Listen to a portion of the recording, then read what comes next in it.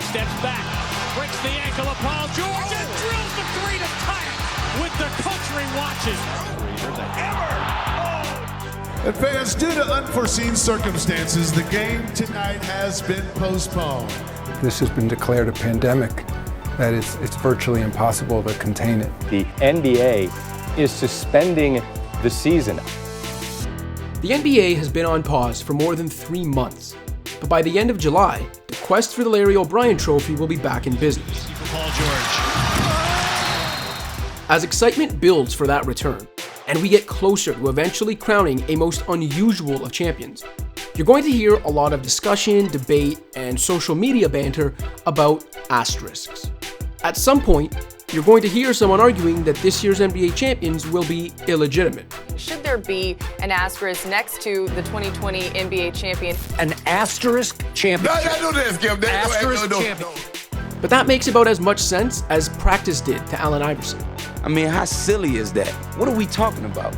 So let's nip this in the bud right now and put this argument to rest before it even begins. The answer is hell no. The 2020 champs won't deserve an asterisk. In fact, by surviving this season from hell, they might be the most worthy champions yet.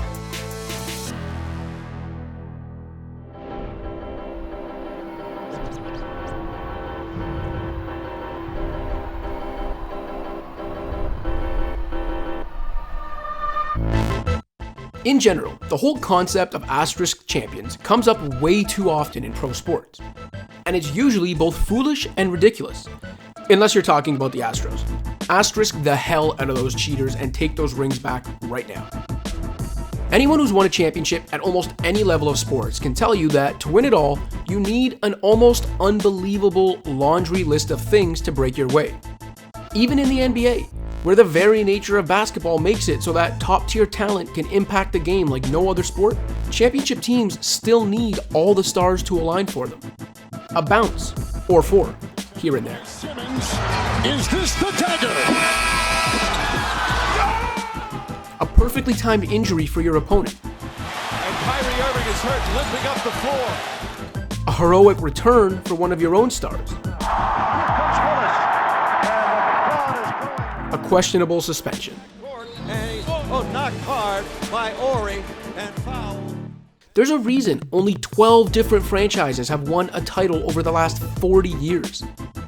This year's asterisk-related argument centers around the fact that so much about how a 2020 champion will be crowned seems foreign to us at first glance. A shortened regular season was disrupted by a global pandemic and paused for more than 4 months. A quarantined bubble, what the NBA calls a campus-like environment, will house players in Orlando's Disney World. There will be no fans in attendance and no home court advantage. The restart itself will only involve 22 of the league's 30 teams, and each conference's final playoff spot could be determined by a play-in. But look beyond the NBA's need to get creative, and what do you see? You see a champion that will have had to navigate that nearly 5-month disruption in the middle of that aforementioned global pandemic. You see a champion that will have played at least 71 regular season games, 5 more than the 2012 champion Miami Heat did in a lockout-shortened campaign that produced LeBron James' first title. The Miami Heat are once again NBA champions. And 21 more than the 1999 Spurs played in a lockout-shortened campaign that kickstarted San Antonio's dynasty. The San Antonio Spurs have won their first NBA championship. You see a champion that will still have had to win 4 best-of-7 series. In fact, you can make the argument that doing so in a neutral site setting is actually more impressive and more conducive to both revealing the truly superior team in each matchup and producing the most worthy champion.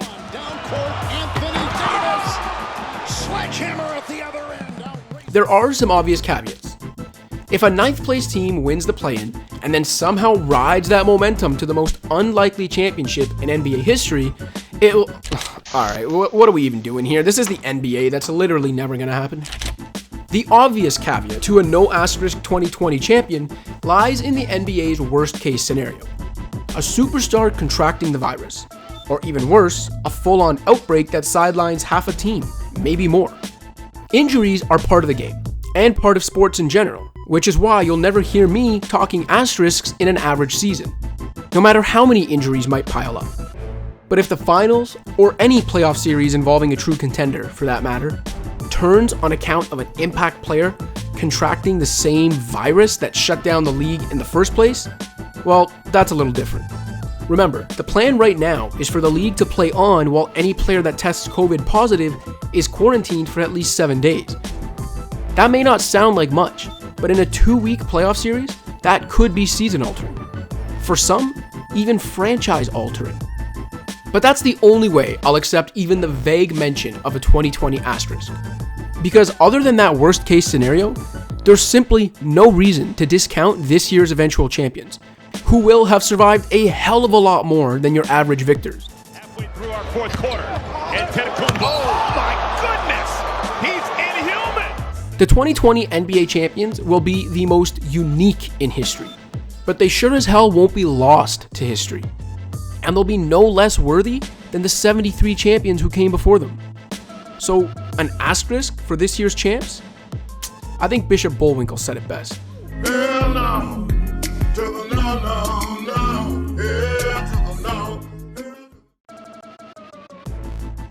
Thanks for watching. If you liked this video and want to see more content like this, be sure to hit that subscribe button.